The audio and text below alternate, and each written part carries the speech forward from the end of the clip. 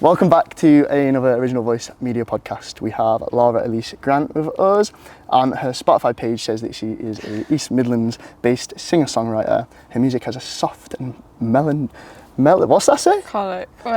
Melancholic sound, which is perfectly accompanied by Yeah. I'll let you introduce yourself. How's that? Okay, yeah, so I'm Lara, singer-songwriter. Been doing it for like 4-ish years now, but like I've been doing it like properly for maybe like the last year and a half.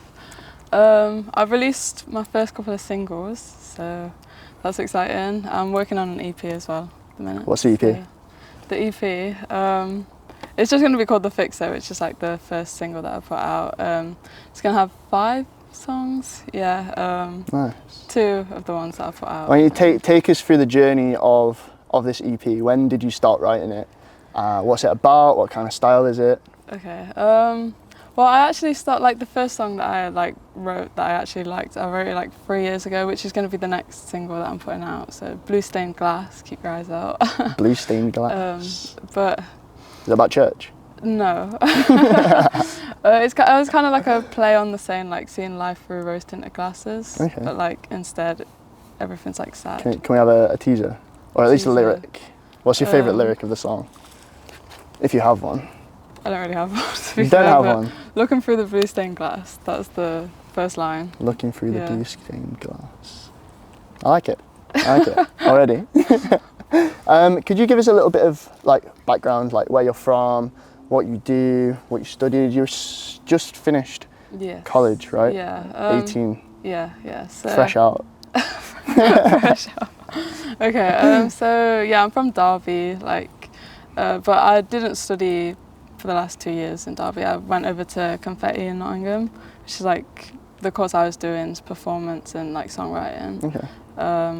Yeah, it was good. But so how's the music scene in Derby, and why did you decide to leave Derby to Nottingham? Because I went to the college open day at Derby and I was like, oh, I'm not so sure that's for me.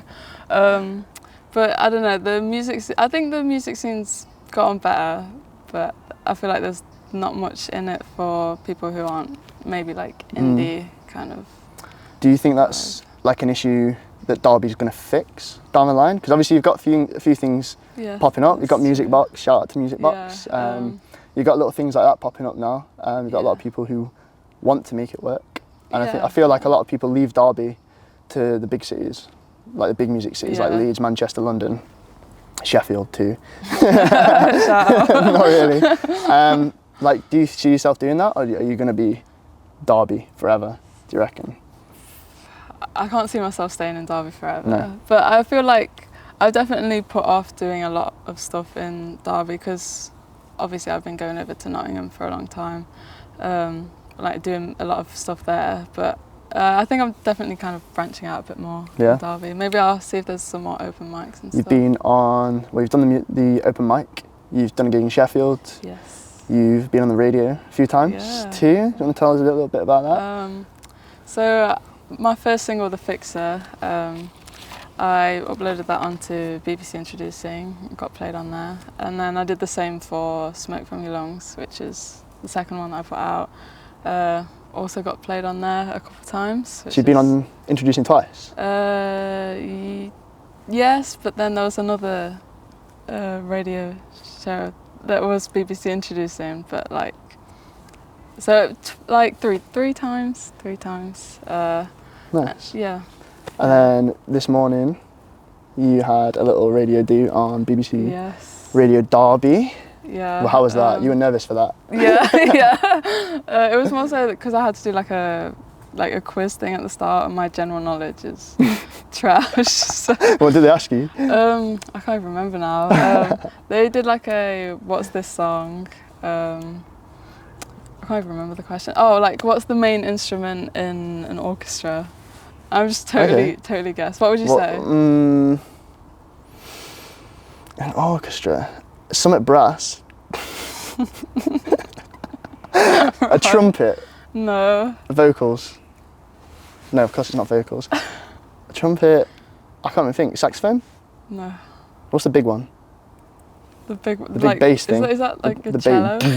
Oh, you know, it's like massive. Oh, I don't know what that's called. What was the answer? Violin.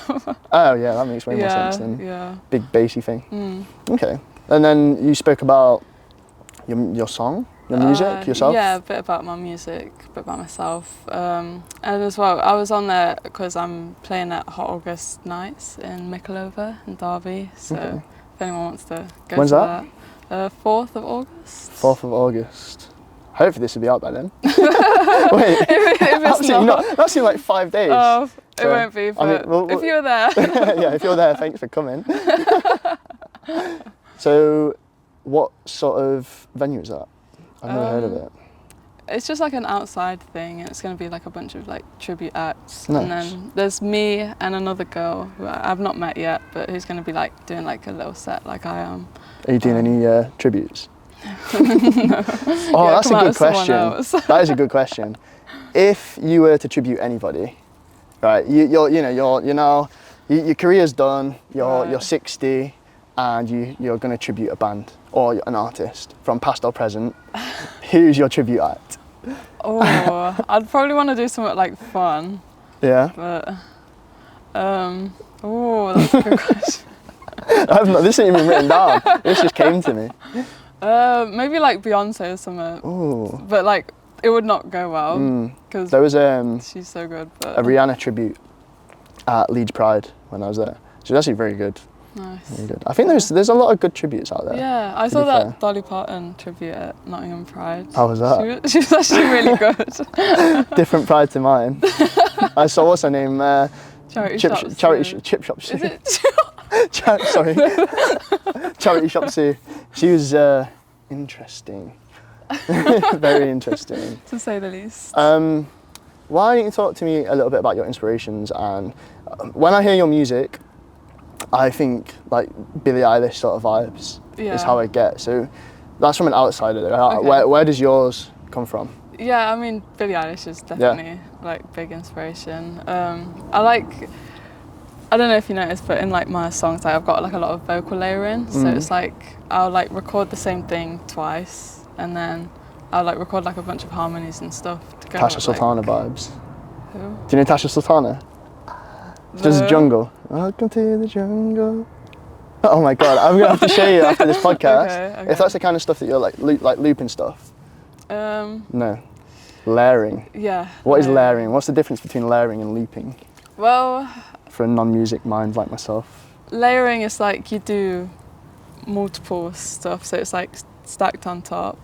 So like, say if I like, I'm trying to say it in music terms, but like to an idiot. Literally, talk to me like I'm an idiot. Right. So like, is it like? So I obviously work in Photoshop quite a lot. Is it very similar to the layers in Photoshop? I don't use Photoshop. Of course you do. Okay. So say you've got a piano, right, and then you play like a chord, which is like 3 notes. So you play them at the same time, right? Each note that you're playing sounds different. Okay. Yeah. And then say like I sang the first one, then the second one, then the third one, put it on top of each other. And then if you just have my voice, it's me singing that chord, but like it's like harmonies and stuff. But like at the same time? Yes. Yeah, not like one after. So is that like, is it an effect that you do, or do you have to sing it 3 times and then loop it?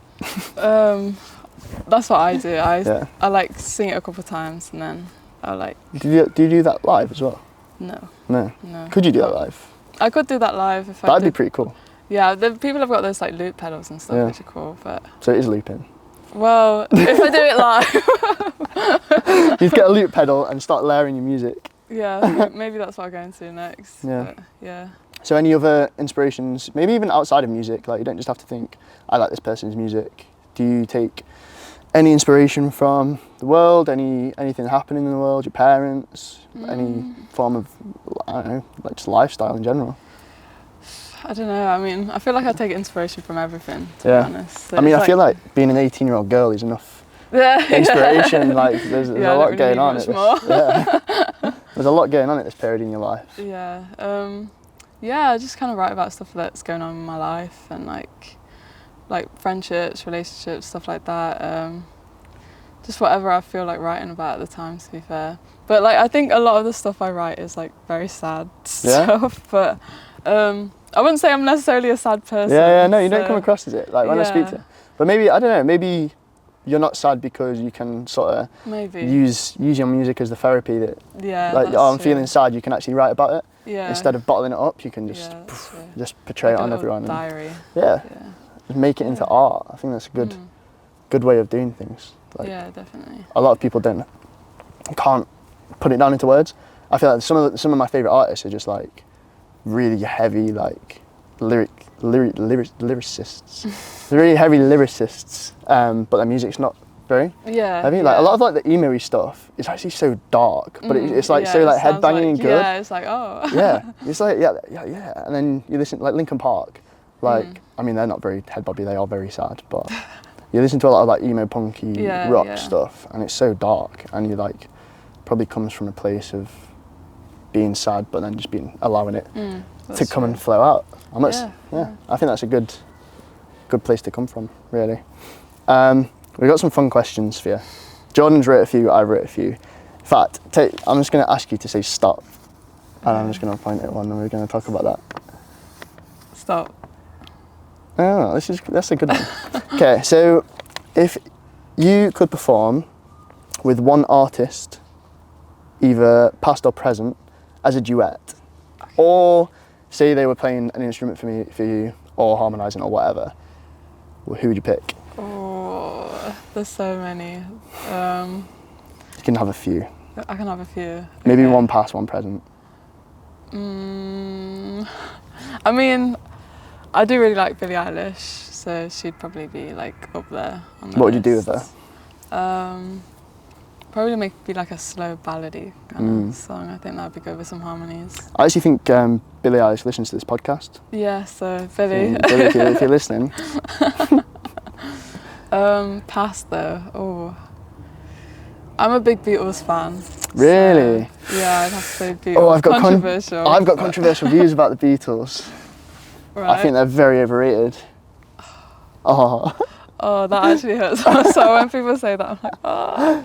No, I like the Beatles. I think they're really good. I think they're like songwriting as well.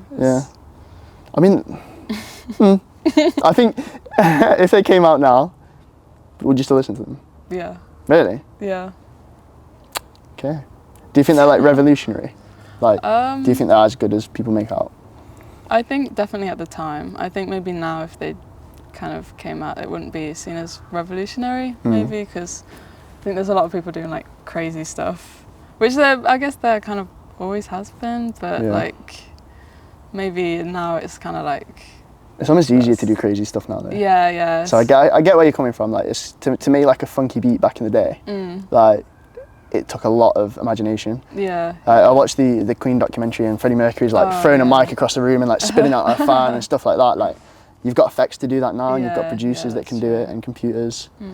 So I've got another fun question for you as well. It's about future aspirations. I asked Jordan this about the business that we do, and basically, what's your 1 year, 5 year, and your 10-year goals from now? Okay. So where do you see yourself in a year?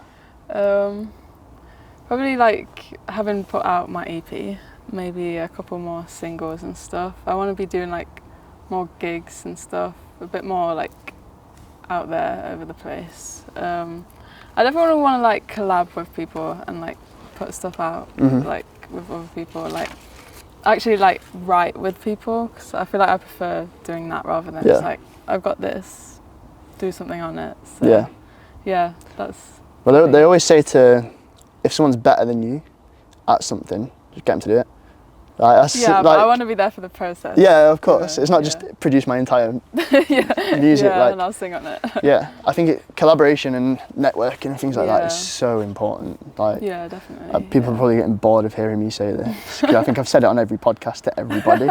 But like, it's true though. Yeah, it's true. Like in my creative life, like just chatting to people and doing things like this, saying yes to things as well, meeting people, and just collaborations are key to music, because then if you do something good for someone, the likelihood of them asking you to go and do something is that's true, also pretty high. So I feel like for 18 you're already like you're doing BBC stuff, you're doing podcasts, you're doing open mics, like you come across as quite shy.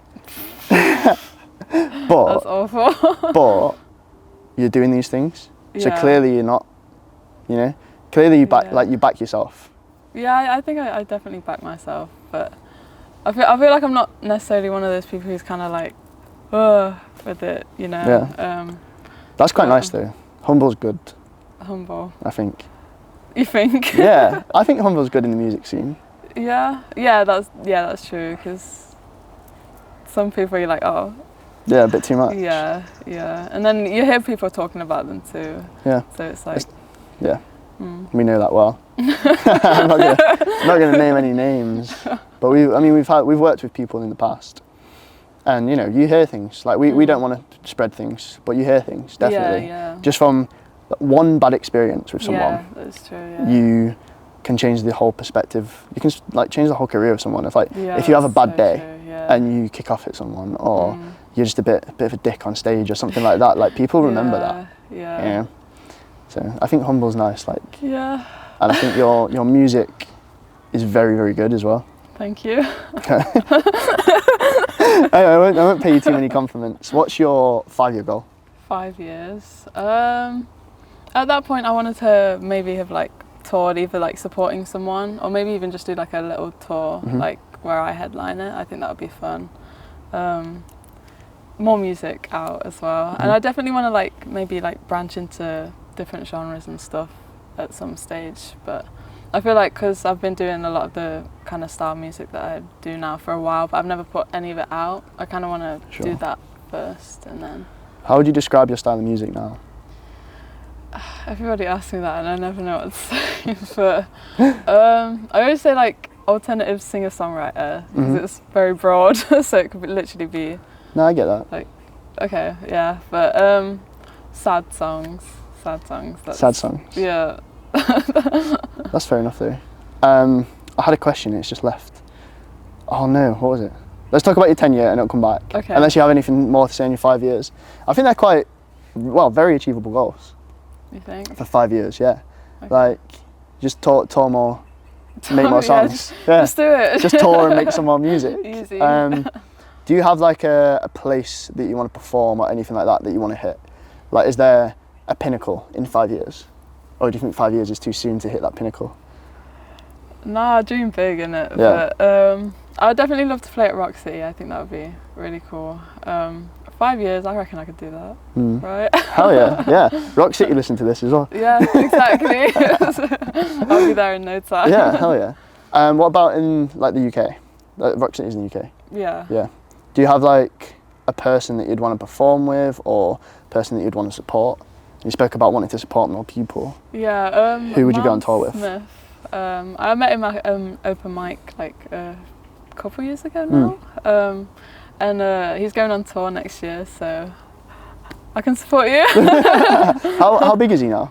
He's quite big actually now, yeah. He's like in the charts and stuff, yeah. But I really like his music, he's really good, and he's a nice guy, so that would be... Yes. Oh yeah, if you're listening on Spotify, we're sat in a random forest in Derby. I don't know why this is becoming a regular thing, but it just is what it is. It's quite hard to get a quiet pub or a cafe. We don't have a studio, so we just come and sit. Yeah, why not? In forests. And it's been quite nice to come down to Derby today. It's where we did open mic, it's where we met. Yes. We met at an open mic and then got you a gig, and then we sat in a forest chatting shit. Doing a podcast. What about your 10-year goal? 10 years. I would like to be at Glastonbury in 10 years. Yeah. Headlining? Yeah, pyramid stage. Hell yeah. I mean, so many people have done that, like just gone and shot to the top. Yeah. Like, did Sam Fender headline, or am I making that up? No. I don't think so. Who? This year. Lewis Capaldi is I'm thinking of. Oh. Like he was like a nobody, and then came out of nowhere. Yeah. Got picked up after a year. He was like number one. Crazy, every single song from the album was number one, and then headline Glastonbury. That is mad. And that was pretty much in the space of 2 years, 3 years. Was it? Yeah. Oh my God. Lewis Capaldi was a nobody like 5 years ago. That's crazy. And now he's sort of gone. Well, he's gone off the grid now a bit, hasn't he? So I do. Really heard much. Yeah. Well, he had that meltdown at Glastonbury. Not meltdown, I want to call it a meltdown. What do you call it? Had an episode on main stage, and then sort of retired for a bit, hasn't he? Oh, I think he's had like 2 years off. Oh, it's really sad. Like, have you seen that video? No. He's like on stage, and has he got Tourette's? He's either got Tourette's or something, and he was just there trying to sing, and he had an episode, and then the like 100,000 people just singing his song to him, and he's just there on stage, like he can't get the words out, and it's just like everyone's just singing to him. And I think he's been his last gig since he's like stopped playing. Wow, so I do think you can shoot to the top a little bit too quick. Yeah. Sometimes. Yeah, I was gonna say like sometimes maybe it's a bit too fast, but like what would you do? In fact, what if you woke up tomorrow and your dream life is just existing there and then? Right. Like you've woke up tomorrow. Where do you wake up? What's for breakfast? Who are you with? And what does your life look like? God, I don't know. I definitely want to like be like in a secure position where I can like just be doing music and like creative stuff. Definitely. I don't know where that would be or who with, but Jamaica with your grandma. Yes, yeah. Maybe that's where I go, Jamaica. But I don't know, kind of just being able to like live, even if it's just comfortably, but yeah, and definitely just be experiencing life and different things, you know. So are you not somebody who wants to be very famous, very rich, like Taylor Swift sort of levels? You seem quite content in just being able to make music, and that's just what you do. Yeah, I mean, I don't know. I feel like I'm kind of like in between where it's like, oh, that would be like crazy, and then it means that I get to do like loads of crazy stuff and meet crazy people and like do loads of like collabing and stuff. But at the same time, it's like, it feels like a lot, and I feel like you don't get a lot of personal space. Yeah. Just to be able to like be yourself outside of your music. So I think I've somewhere in between. Always envied one, drummers, and two, people who are in sport who you don't necessarily know of. So like big like mountain bikers and stuff, like they get to live that life. They get to live that life and exist, being the best of the best in certain sports, but nobody recognises them. Yeah. And like I think that unfortunately musicians will never have that. Just like footballers will never have that because it's such a global thing. But like just imagine being able to wake up and being like drummers in most bands, I wouldn't be able to recognise. Yeah. Like even in like the big bands, I wouldn't know them. And like the guitarists, like it's normally just the main singers that get it. And I think that'd be quite cool. I think being able to wake up, you're a millionaire, you're living in Jamaica on the coast, and nobody knows who you are. Yeah, that would be nice. And you just tour the world, meeting other musicians, and you're just enjoying being a musician, I guess.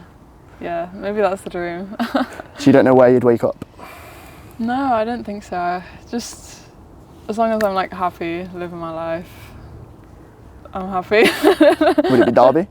No, you see probably yourself not being happy Derby. and excited in Derby? No. Would it be England? Maybe, maybe not. Who knows? I don't know. I feel like maybe I've not seen enough of the world yet to know where exactly. But is travelling on the list? Yeah, I definitely want things to do. Travel. Yeah. I think travelling is good because you usually see a lot of cultures, and that'll inspire you as well. You'll hear loads of music. Like you've been to Jamaica, right? Yeah. So do you want to give us a brief background of that? It's not much, is it? Just your dad's Jamaican? Yeah. Well, my grandparents were born in Jamaica. They came over like fairly young. They met like in England. Then they obviously like had my like aunties and then my dad. Yeah, that's kind of it. I've been there once. But could you find yourself in future maybe going over to these places and like just like Jamaican music is cool, right? Like it's like kind of Afrobeat. Yeah. Like do you reckon you could maybe one day sway into that side of music? Like was it Ed Sheeran who just went a bit crazy when he got big and just started duetting with like everybody? Yeah. He did that Galway Girl, an Irish song, and then he like did what's the song he did with that Italian composer? I don't know. Not Einaudi. Not Pavarotti either. Andrea Bocelli. Did he? And he did a duet with Bocelli. Oh. And then not Shakira either. He did another one with someone who's like massive. And he basically just did what you're describing as like your dream. Okay. And he just went a bit crazy with it. Like, can you see that happening? Do you reckon you just one day just travel and just get with people? Yeah, definitely. That is probably like dream goal, like being able to just do whatever. Like if I feel like it in the moment, just do it. And just having the money to be able to do it. Just be a Taylor Swift and just take your private jet for 5 minutes. Just go Derby to Sheffield for a gig and then come back. So we've got a few more questions before I do a little quick fire ChatGPT session with you. The first one being, what are the biggest challenges faced as a musician in 2024? I definitely say like, because obviously I feel like music's like way more accessible to like everyone now, so it's easy to like record and release because you don't need a studio or producer really anymore, or even like a label. So I think definitely there's like a bigger market, and so there's like more people to kind of not compete against, but kind of try and be heard over in a way. So that's probably like the biggest thing. But I think as well, I've like definitely struggled, like, because I think in a lot of spaces it's literally just guys, and then like I'll like go to an open mic, I'm like the only girl there. I'm like, oh. So I've definitely struggled with that as well. I think I feel like there should maybe be more spaces for like women to be able to go. Gap in the market there for you. Yeah, maybe that's where I go next. Is it going into business instead of music something that you would consider doing? Yes, if I could still do my music as well.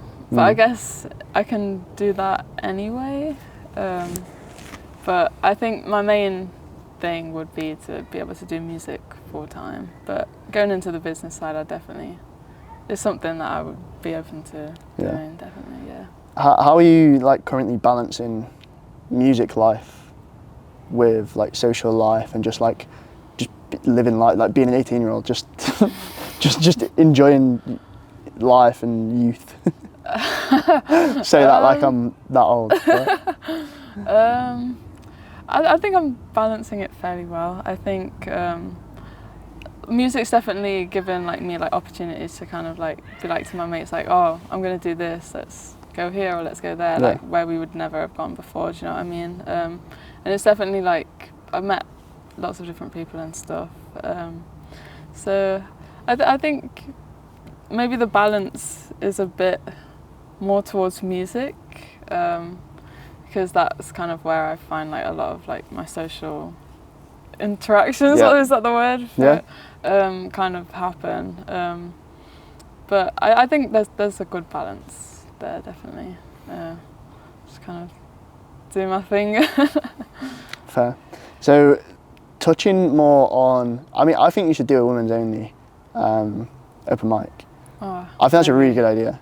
Especially like I don't know anything of it, and I work a lot in Sheffield, Manchester, Leeds. Like I've never seen a female-only space, and I think a female-only space is really important because, like you say, like turning up to an open mic as a young girl by yourself, it's daunting when it's just guys there. Like, like getting the music scene. Would you say it's heavily dominated by men still? Yeah, definitely. Like I definitely found it at college as well. Like majority of the people there were like guys, and then there's like very few girls, and they're kind of like dotted between all the classes. So it's like there's not really an easy connect there. But gap in the market, I'm telling you. Yeah, exactly. So maybe you should do it. You're setting up your own business now, right? I actually don't know anything about it, so this is you spoke briefly about it, so I'd love for you to explain a little bit more. Okay, yeah, so we're called Live on Time, Live on Time events on Instagram and like email and everything. But email? Yeah, if you want to email us. Just Live on Time? No, liveontimeevents@gmail.com, email us. But yeah, we did our first gig a couple months ago now. It was me, Robbie Gordon, Steel Mirrors and Singing Proud Knots. We played at Pitcher and Piano in Nottingham, which is like it was actually a really sick venue. Quite fancy, it's like right? A church turned into a bar kind of thing, which is really cool. And we did it for the Spencer Trust charity, which is an LGBTQ charity. And yeah, it went really well, and we want to like put on like more events and stuff and kind of help give like a platform to up and coming artists to kind of have like a platform to like promote themselves and get more experience, as well as like creating like a space for people to come and like feel safe and like just enjoy music, meet people. So what's the big goal of that? So it's sort of like a collective of people all trying to help each other. Like what's the end goal? Is it just to have a safe space, or is it like a record label down the line maybe?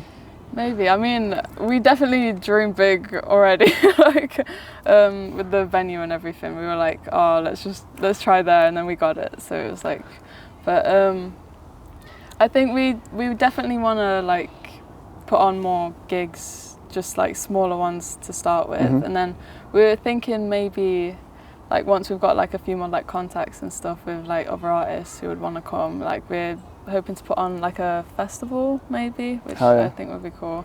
We've been looking at doing that as well. Oh, we really want to. I feel like we're on a similar path of it, to be honest. Like we spoke about festivals, or at least sponsoring stages, or sponsoring like Tramline's Fringe, just starting small, and then down the line, like imagine having like your own named festival. And it's so doable. Like if you have loads of people that you know, it comes back to the networking side, I guess. Like who are up for, taking a percentage of ticket sales instead of set fees and stuff like that, and just like pulling favours and things like that. It's so doable, I reckon. Maybe we should do a little tag team festival. Maybe just do it. Where would you do it? I don't know. Wherever will have us. In this forest. Here. Where are we right now? Alston Castle. Alston Castle in Derby. If you're watching, can we do a festival, please? There's loads of places in Sheffield. Like Hillsborough Park hosts tramlines. Okay. They've got like a big park near me. You've got Endcliffe Park. Like it depends how big you want to do it. But is that the absolute pinnacle for you then? For what was it called again? Live on Time. Live on Time. Yeah. So Live on Time, 5 years. You're running festivals. Yeah. Everyone's making money from music. Yeah. Yeah. Maybe just like as we get bigger names and stuff. But I still definitely want to like focus on helping like up and coming artists. Cause I think it's definitely needed, but yeah, just. Yeah, that's it. I think it was an interesting point that you made earlier about not needing record labels anymore. Like, you see a lot of people go, not private, like they do it for themselves. Like, do you see yourself doing that, or are you wanting to get signed? And if so, why? I don't know. I feel like with where I'm at the minute, I think it's going well. So I don't think I necessarily need it yet, but I think it's one of those things where you have to like already have like thousands of followers to even get signed or noticed by them. Yeah. So it's like, do I want to work with someone who's not actually willing to help me like actually get better at like my music and stage presence, all that stuff. So it's like maybe just keep to myself for now and why not see what comes along. You see people being successful working for themselves as well. It's definitely doable. You keep 100% of your money. Well, probably not 100%, like there's probably fees somewhere, but the majority of instead it's like 50-50, isn't it, for a record label? Probably. And they absolutely I feel like rinse it might be a bit more. Yeah. Which is crazy, but then again it comes back to, do you want fame or do you want freedom? Ooh. Freedom all day. Is there anything you want to ask me before I turn to my good friend ChatGPT and just absolutely nail you with 10 extremely good questions? Or the business, like obviously you've worked with me and Jordan. Seen our live lounge stuff, all that kind of stuff. Any goals? Any questions for me? Any questions that I can answer on behalf of Jordan?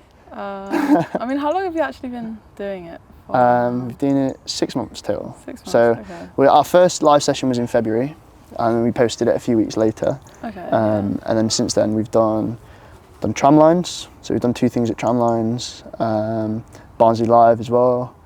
We've started to like throw our own gigs and stuff like that. And then obviously the core of it at the minute is the live sessions. The podcast is a bit more of a funnel into everything else, and it's good for us to just get different content.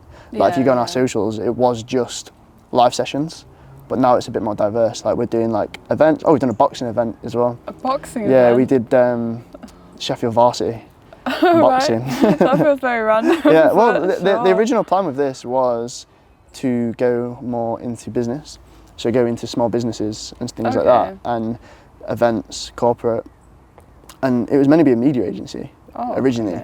But we wanted to focus on creatives, and then we started marketing the music side, and it just went nuts.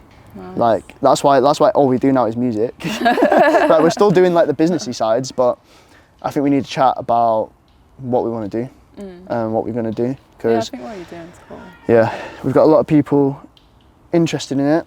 Got a lot of eyes on the social pages as well, which is really cool. I like the ceiling's limitless. You know, like once you get a word like a name for yourself in the music industry, and you're like reputable. Who knows where it goes? Who knows? We'll be doing festivals. We'll be doing everything. I think eventually we want to be like kind of a label, but like a fair label. But I feel like everyone wants to do that. Yeah, because like with you as well, you want to help small artists. Yeah, and like get like a stage presence, media training, all that kind of stuff. Like, and content as well. A lot of musicians do not have good content, and they just because they don't have money, they can't hire someone to go do their content for them. So I think we need to figure a way out how to help people, but also help ourselves, which is quite a tricky in between. Because if no one's making any money, then there's no business there. You can't just do everything out of like goodwill. You know? Obviously. As much as I'd love to, I wish bills were paid with goodwill. I think the world would be a better place, but it's not. And you just got to help people out sometimes, but also sometimes you've got to know when to kind of have a business mind. And that's sort of it. Like we're like at a crossroads at the minute. So. Yeah. You need to come do a live session though. If you do it for free. For free. No, I can't. Ask Jordan. Jordan. Oh, we're actually going to run a competition soon. Oh, okay. For a free live session. Nice. You should enter that, and maybe you could win it. Now it's going to look fixed. If I win, it's like, oh. Right. Okay. Are you ready for it? Yeah. We decided just now we're going to do a quick fire question, ChatGPT style. I've not seen these questions. Lara's not seen these questions. These questions are interesting. Oh no. Quick fire. If you could be any musical instrument, which one would you be and why? I'd say piano. I feel like piano's really cool. Yeah, piano's quite elegant. Nice. Yeah. I don't know what I'd be. I was thinking drums, I don't know why. Drums. But you're just getting beat up all day. Do you get beat up all day? No, I don't know, but I think drums are like quite quite adventurous and extreme. Yeah, I was gonna say, I was gonna say, I was gonna say like maybe like be like a banjo or something. A banjo? Yeah. Okay. When I think banjo, I think like, I don't know, Southern America. Like one teeth, they're spitting tobacco. Oh, that's not the vibe I was going for. Where's the weirdest place you've ever written a song? Weirdest place? Oh, I don't know. Toilet? You sat in the toilet and thought, no, not the toilet.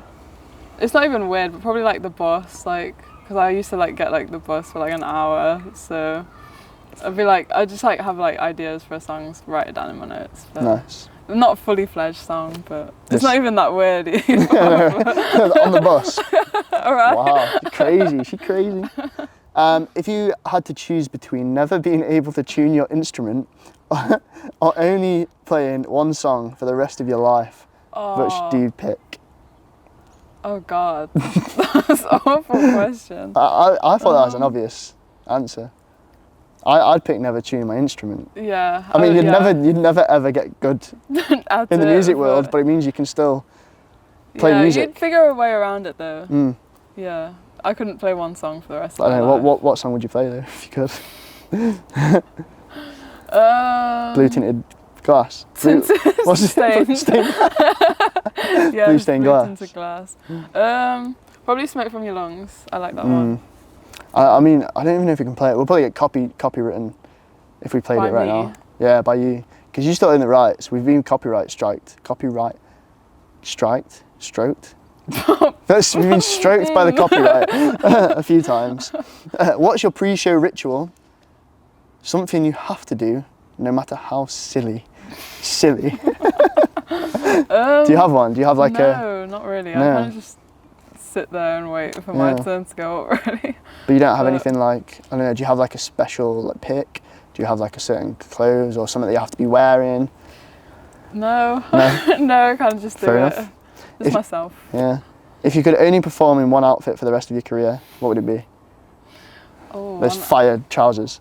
Yeah, maybe those. I don't know, I feel like it would have to be something where it's like, okay, like that's a look, like that's just her vibe. Maybe I like go like a cool suit or something. I'm not even a suit wearer, but like a bright pink suit. You just see it and you just know. Have you seen the Bad Actors? They're Sheffield. We've worked with them, and their whole social media presence is orange suits, and it works so well because now like I recognise the suits. Yeah. And I think it's good, and they're still quite a small band, and they're getting recognised for that. So maybe you need a pink suit. Maybe. What's the strangest fan encounter you've ever had? Have you had one? I don't know if it's necessarily classed as fan, but like I went to this open mic and there was this woman like stood at the bar like watching, and she was very drunk. and like halfway through my song, she just like came up to the front and like was like looking at me. She was like, "Oh my God, you're so good!" And then she slowly started getting closer with her arms out. And then she like got really close to me and then like tried to kiss me. I was like, oh, like maybe not. So that's probably my strangest Whilst you were playing? Yeah. What like, did you mid-song. I literally just like stopped and like stepped back. I've got a video of it somewhere. Oh, please, can we put it in this video? Oh, no. I can't out that woman like that. That's crazy. Yeah, I actually didn't know what to do. I was like, how can you be that drunk to approach a performer? I don't know. Mid-performance? I don't know. And try and kiss me. Like, to try and crazy. Kiss him. Oh, if you could have any animal as your band mascot, what would it be and what would you name it? Any animal? Oh. I kind of like red pandas. They're so cute. Red panda? Yeah. Look like the little ones? Yeah, they're so cute. What would you call it? What would I call it? Trying to think of something that would match like your name. I know, I was trying to think the same. I don't know. What's your name backwards? Aral. Aral the red panda. Yeah, there we go. Aral the red panda. I'm gonna make you one. What's the most bizarre lyric you've ever written or thought of writing? There's this one. In college, I had to like write a song, and it had to be like challenging. So like I don't write happy songs, so it had to be a happy song. Mm-hmm. Oh, but you hated that. I can't do it. So I was sat there for ages, like, right, I can't do it because it feels corny. Yeah. Like no matter what I say, if it's happy, I'm like, oh, like that's really cheesy. So it was like somewhat like, we should go and get ice cream. That's all I could think of, which is awful. Yeah. But yeah, that's it. Fair enough. The last one's quite interesting. If you could instantly master any instrument you don't already play, but you had to do it while riding a unicycle, would you do it? You could only play that instrument whilst you're on a unicycle. Would you do it? Yeah. What would you play? Why not? What don't you play? Like majority of things. Yeah. Maybe drums. So every time you play drums, you have to play it on a unicycle? Yeah. Oh.